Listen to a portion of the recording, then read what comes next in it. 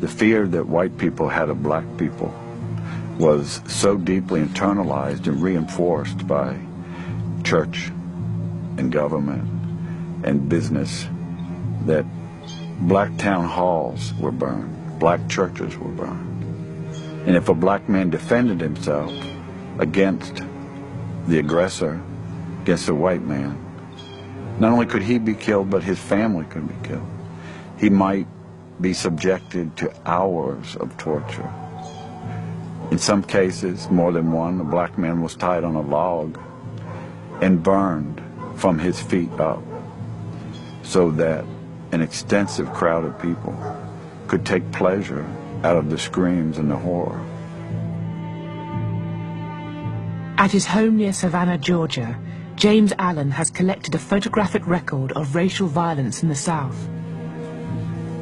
For the past 20 years, he's found horrifying pictures in the family albums of ordinary Southern homes.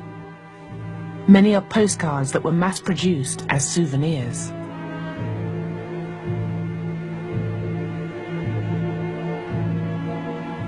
Some of these images were printed in the tens of thousands and sold for a dime or $1 a piece. Some of the postcards tell you where to write and the discounts you'll get if you buy 1, 10, or 100. They were sold in drugstores and pharmacies. They were sold on the street. I purchased a photograph from a woman. The photographer sold them door to door. Her mother bought the image for $2.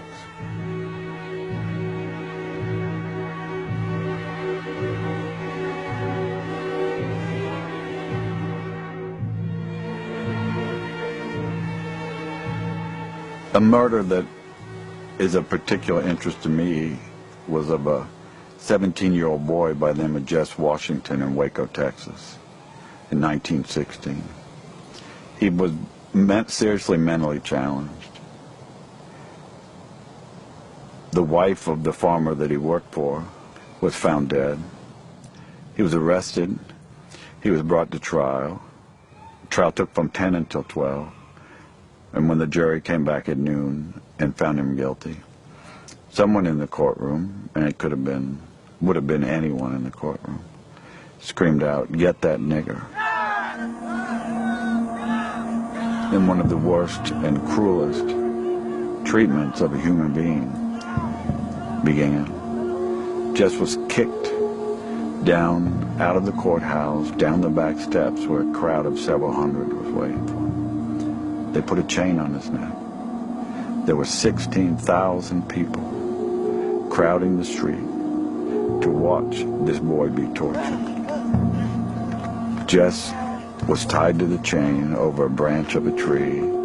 The fire was started. They raised Jess from the fire up into the air so that the crowd could see him. There were cheers, like at a football game, cheering the torturers on. When Jess tried to climb up the chain, hand by hand, they cut his fingers off one by one, so that all he could do was slap at the chain. They lowered him back down in the fire. A man came up and castrated him. Another man kept a pole so that he couldn't crawl out of the fire. And time and again they pulled him up to keep him from dying so that the crowd could be satisfied, until he finally died.